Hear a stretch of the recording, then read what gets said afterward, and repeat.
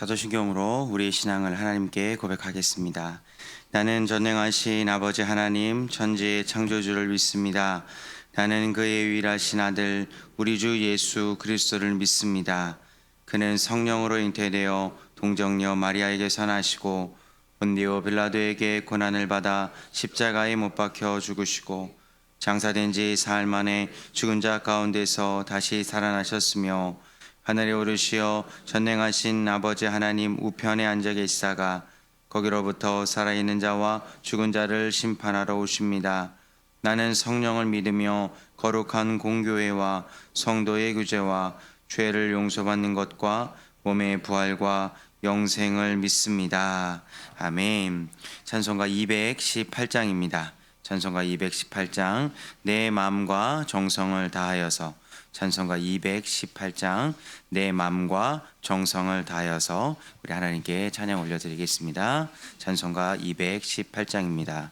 내 마음과 정성을 다하여서 주 너의 하나님을 사랑하라. 내 몸을 아끼고 사랑하듯 형제와 이웃을 사랑하라. 주께서 우리에게 명하시니 그 명령 따라서 살아가리. 널 미워 해치는 원수라도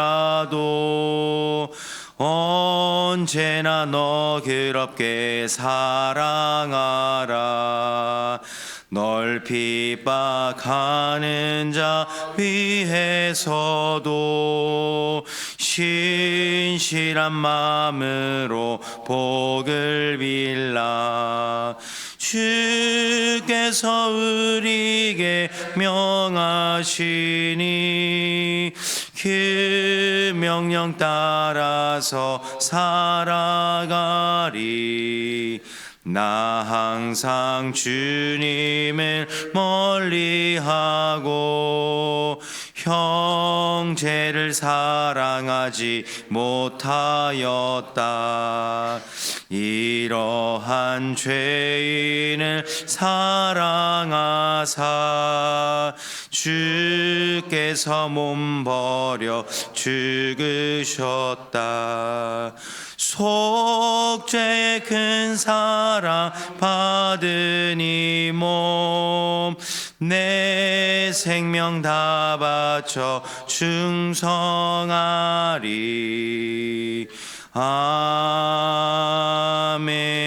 아멘. 오늘 우리에게 주시는 하나님의 말씀은 느헤미야 5장 14절에서 19절까지 말씀입니다.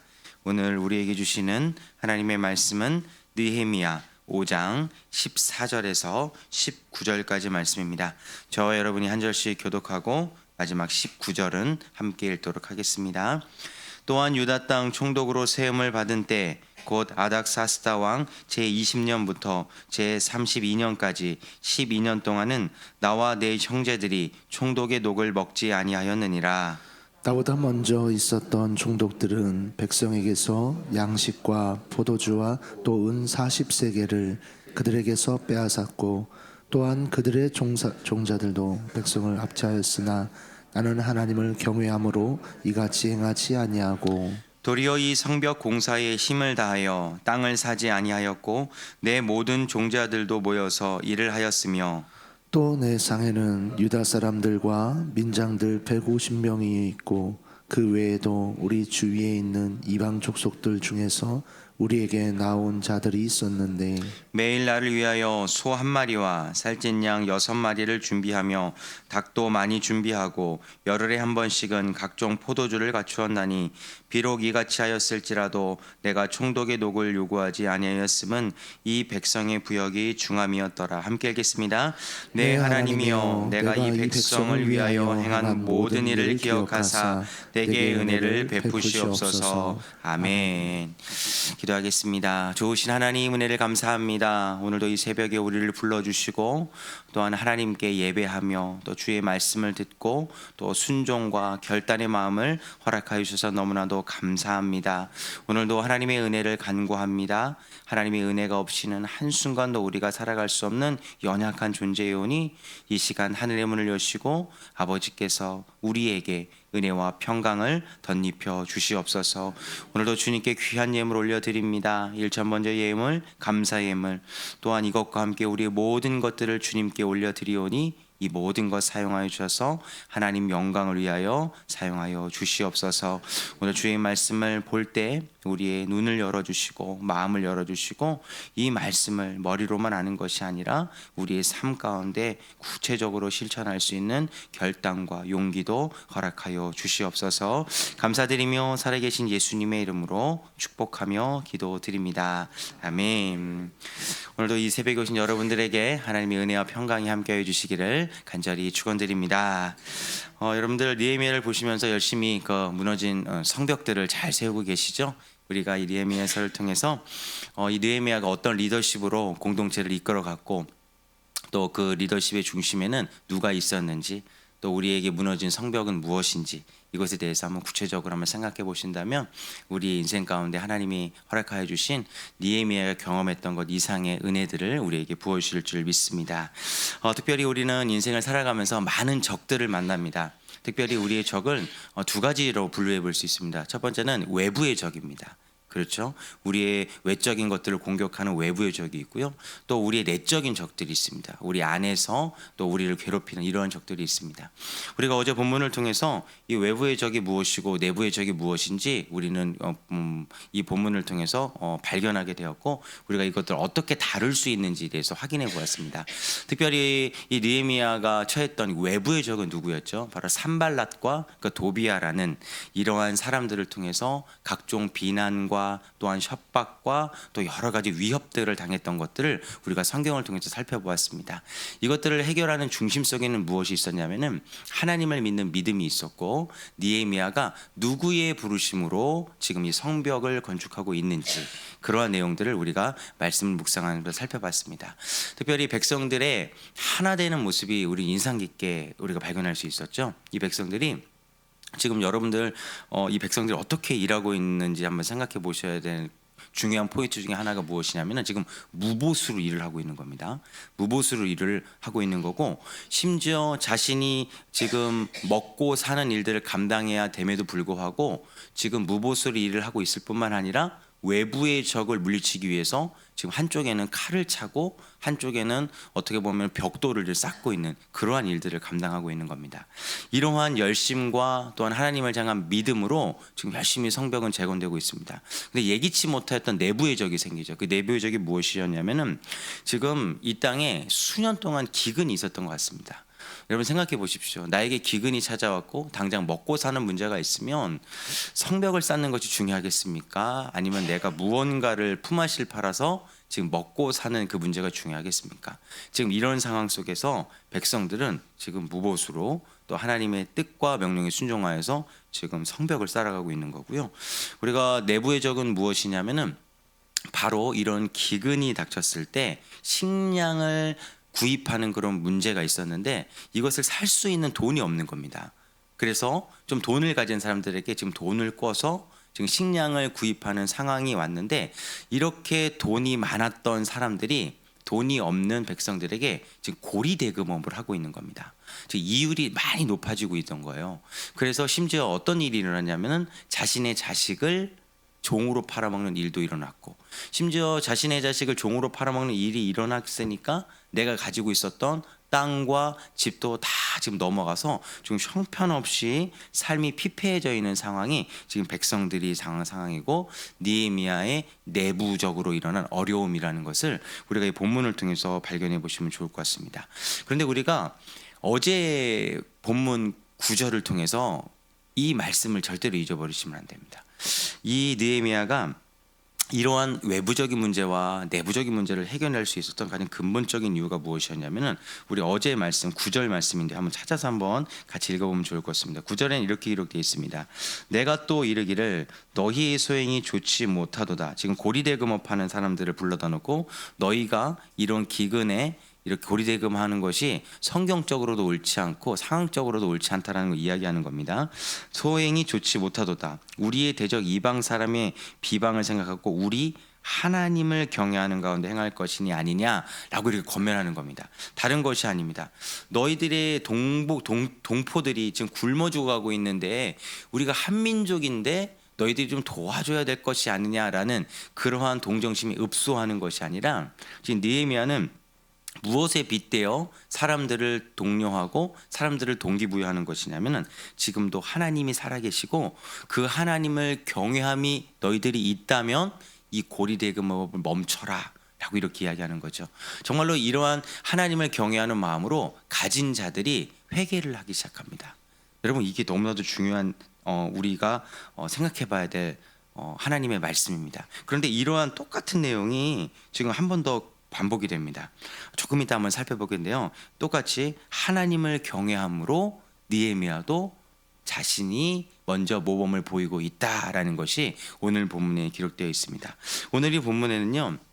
이 느헤미야의 리더십 중에 아주 중요한 리더십인 이 모범을 보이는 리더십에 대해서 한번 살펴보고 이것들을 한번 적용해 보도록 하겠습니다. 우리 14절 말씀 같이 한번 읽어보겠습니다. 14절입니다. 시작. 또한 유다 땅 총독으로 세움을 받은 때 곧 아닥사스다 왕 제20년부터 제32년까지 12년 동안은 나와 내 형제들이 총독의 녹을 먹지 아니하였느니라. 지금 백성들은 무보수로 일을 하고 있습니다. 무보수로 일을 하고 있는데 지금 느헤미야가 모범을 보인 것이 무엇이냐면은 나도 너희처럼 보수를 받지 않겠다라고 무려 12년 동안 페르시아의 공무원이었음에도 불구하고 페르시아에서 제공해주는 이 봉급을 받지 않는 모습이 느헤미야에겐 있었다라는 것입니다. 여러분 생각해 보십시오. 지금 백성들은 지금 다 한마음과 한뜻이 되어서 지금 무보수로 일을 하고 있습니다. 근데 여기 가장 최고 리더십이라는 이 느헤미야가 자신이 봉급을 받아가면서 일을 한다면 이것이 모범이 되겠습니까? 느헤미야는 이 사실을 알고 있었던 것 같습니다. 제가 국수 공장에서 일을 해본 적이 있어요. 국수 공장에서 일을 해본 적이 있는데 그 국수 공장은 좀 조그만 회사였습니다. 한 7명 정도, 8명 정도 되는 가족 기업이었습니다. 그런데 사장님은 큰형이고 팀장님은 둘째였어요. 형제가 같이 운영하는 기업인데 둘이 사이가 되게 안 좋은 겁니다. 근데 사이가 안 좋은 이유 중에 하나가 뭐냐면 돈 문제였어요. 근데 형제가 투닥투닥하는 결정적인 문제가 돈이었는데 제가 둘이 싸우는 모습을 바라보면서 이런 얘기를 들었습니다. 그 사장인 형이 지금 우리 회사가 많이 어렵다라고 얘기를 하는 거예요. 근데 동생이 보는 앞에서 차를 바꿉니다. 근데 외제차 BMW로 바꿔간 거예요. 그래서 그 동생인 팀장이 형을 보면서 회사가 어렵다면서 이렇게 차를 바꾸면 되냐라는 그런 사실 때문에 그 회사가 한번 분란이 일어난 적이 있습니다. 또 이 국수공장에서 제가 일을 했을 때 직원들과 사장과 사이가 안 좋을 때가 있었어요. 그때가 뭐냐면은 이렇게 명절 때 이렇게 보너스라는 것을 받잖아요. 이 보너스를 받는데 사장이 우리 회사가 요즘 너무나도 어렵다라고 생각해서 저에게 그때 당시 받았던 돈 한 20만 원 정도 받았던 것 같습니다. 우리 회사 그 직원들에게 20만 원 보너스 주면서 그해 명절 연휴 기간에 자기들 가족을 데리고 해외여행을 간 겁니다. 그 직원들이랑 되게 서운했던 이런 감정이 있습니다. 우리가 세상 살아가는 동안에도 모범을 보이지 않으면은 그 따르는 사람들이 서운하고 그리고 어려움을 당하는 일들이 있습니다. 근데 심지어 하나님의 일을 하는 이 느헤미야도 그러한 사실들을 알고 있었던 것 같아요. 하지만 중요한 것은 무엇이냐면은 세상 사람들이 가지고 있었던 중심이랑 하나님이 가지고 있었던 중심은 달라야 됩니다. 느헤미야가 모범을 보이게 되는 가장 근본적인 원인이 무엇이었냐면은 바로 15절에 정확하게 기록되어 있습니다. 15절 말씀 같이 한번 읽어보겠습니다. 시작. 나보다 먼저 있었던 총독들은 백성에게서 양식과 포도주와 또 은 40세겔을 그들에게서 빼앗았고 또한 그들의 종자들도 백성을 압제하여 나는 하나님을 경외함으로 이같이 행하지 아니하고. 우리가 모범을 보일 수 있는 가장 중심된 이유가 무엇이냐? 하나님을 믿는 그리스도인들이 세상에 모범을 보일 수 있는 가장 근본적인 이유가 무엇이냐면은 우리는 하나님을 경외하기 때문에 모범을 보이는 겁니다. 단순히 그 사람들이 불쌍해서 뭐 혈연 관계이기 때문에 뭐 같은 고향이기 때문에 이것 때문에 우리가 모범을 보이는 것이 아니라 우리는 지금도 살아계신 그 하나님이 우리를 바라보고 계시고 우리는 그 하나님이 두렵기 때문에 그 하나님이 우리는 경외하는 대상이기 때문에 그 하나님을 경외함으로 느헤미야처럼 자신이 가지고 있는 모든 권리를 내려놓으면서 모범을 보일 수 있는 사람들로 부름을 받았다라는 것입니다. 여러분들 우리가 이렇게 모범을 보이는 삶을 살아가고 있는지에 대해서 한번 살펴보면 좋을 것 같습니다. 우리 여기 앉아 계신 우리 사랑하는 형제와 자매님들은 좀 열심으로 주님의 일들을 감당하고 있고 또한 가정과 또 삶의 자리에서 부르시는 여러 영역 속에서 하나님께서 허락해 주신 이 사명들을 잘 감당하고 있는 것으로 제가 알고 있습니다. 그런데 중요한 것은 무엇이냐면은 하나님을 경외함으로 하고 있는지 아니면 내 자리 때문에 억지로 하고 있는지 이것에 대해서 오늘 말씀을 통해서 자신을 한번 점검해 보셨으면 좋겠습니다. 하나님을 경외함으로 모든 일을 감당하는 사람은 주변에 있는 사사로운 욕심 때문에 마음이 흔들리지 않습니다. 오늘 저는 이 말씀을 보면서 내가 만약에 느헤미야였으면은 내가 큰 부자가 될 수 있었겠구나라는 이런 생각을 했습니다. 그 이유가 무엇이냐면은 16절 때문입니다. 우리 16절 말씀 같이 한번 읽어볼까요? 시작. 도리어 이 성벽 공사에 힘을 다하여 땅을 사지 아니하였고 내 모든 종자들도 모여서 일을 하였으며. 여러분 한번 생각해 보십시오. 지금 부여 땅에 군술이라는 곳에 삼성전자가 들어옵니다. 삼성전자가 대규모로 들어와요. 그리고 삼성전자가 들어와서 이제 일대 주변에 이제 아파트가 들어선다고 생각해 봅시다. 이제 그런 사실들을 이제 여러분들이 먼저 알았어요. 여러분 어떻게 하실 겁니까? 그 사실을 아셨어요. 만약에 제가 그 사실을 알았다면요, 지금 저는 부여 그 군수리와 군수리 주변에 있는 땅을 살 거예요. 지금은 좀 평당 뭐 100만 원이라고 한다면은 그 100만 원이 이제 1000만 원이 될 거기 때문에 제가 가지고 있는 모든 재산을 팔아서 일대 주변의 땅을 다 살 겁니다. 안 그렇겠습니까? 이 느헤미야가 지금 이곳에 총독으로 왔다는 겁니다. 지금 페르시아의 총독으로 임명받아서 지금 유대 땅에 있는 예루살렘에 있는 성벽을 건축하는 사람으로 부름을 받았습니다. 페르시아가 왜 이쪽에 성벽을 건축할 수 있도록 허가를 해 주었냐면은 지금 페르시아라는 나라에서 지금 이 레반트 지역이라는 이 지역을 지금 세금을 걷기 위해서 지금 개발하기 위해서 유다 공동체를 지금 포로를 귀환한 것이고 그 사람들을 통해서 성벽을 쌓게 한 것이거든요. 우리가 이것은 통성경을 통해서 배워서 익히 잘 알고 있지 않습니까? 그리고 정말로 이렇게 느헤미야의 그 성벽 재건 이후에 지금 페르시아 왕국에 세금이 엄청나게 많이 거치게 됩니다. 이 사실을 느헤미야가 알았을까요? 몰랐을까요? 알고 있었다는 겁니다. 고위 공무원이었고 지금 이렇게 성벽을 쌓고 투자자들이 들어오고 상권이 생기고 거주지가 생기면 수많은 돈이 모일 거다라는 걸 알고 있고 그리고 돈이 모이면 땅값이 오를 거라는 것을 분명히 알고 있었을 겁니다. 하지만 느헤미야는 모범을 보였다는 겁니다. 땅값이 올라서 부자가 될 수 있었음을 알고 있었음에도 불구하고 16절에는 분명히 기록되어 있죠. 땅을 사지 아니하였다라고 이렇게 모범을 보이고 있었다라는 겁니다. 그리스도인은 하나님을 경외하는 마음이 있기 때문에 그 하나님을 두려워하는 마음이 있기 때문에 내가 욕심을 낼 수 있고 내가 이득을 취할 수 있는 그런 환경 속에 있음에도 불구하고 이것들을 포기하는 사람으로 부름을 받았다라는 사실을 오늘 말씀을 통해서 한번 발견해 보시고 적용해 보시면 좋을 것 같습니다.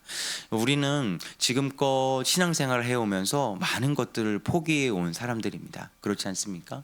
우리 여기 계신 원로 장로님 또 은퇴 장로님도 계시고 수많은 은퇴하신 권사님도 계시고 또 지금 인생의 후반전을 준비하고 계신 분들 여기 많이 계시는데 여러분들의 인생의 이야기를 들어보면은 또 교회를 위해서 또 가정을 위해서 여러분들이 있는 삶의 여러 자리를 지키기 위해서 많은 것들을 희생하셨다라는 것들을 제가 기쁜 소식으로 전해들은 이야기들도 많이 들었습니다. 하지만 우리가 앞으로 주님 나라 가기 전까지 이러한 일들을 더 많이 감당해야 될 부르심으로 우리는 초청을 받았다라는 겁니다. 이러한 때에 우리의 마음가짐이 우리의 욕심으로 기루어질 것인지, 아니면 느헤미야처럼 하나님을 경외함으로 나의 것을 조금 더 포기하고 내려놓으면서 내가 함께 속한 공동체를 세울지는 이제 여러분들이 선택해야 될 기로에 섰다라는 것입니다. 오늘 이 말씀을 한번 잘 묵상해 보시면서 내가 앞으로 내 인생 속에서 하나님을 경외함으로 또한 공동체를 세우기 위해서 어떤 것들을 내려놓을 수 있는지, 어떤 것들을 포기할 수 있는지 조금 더 진지하게 고민해 보시고 여러분들의 믿음의 행보를 통해서 하나님이 영광 받으실 만한 일들이 마음껏 일어날 수 있기를 주님의 이름으로 권면드리겠습니다. 기도하겠습니다.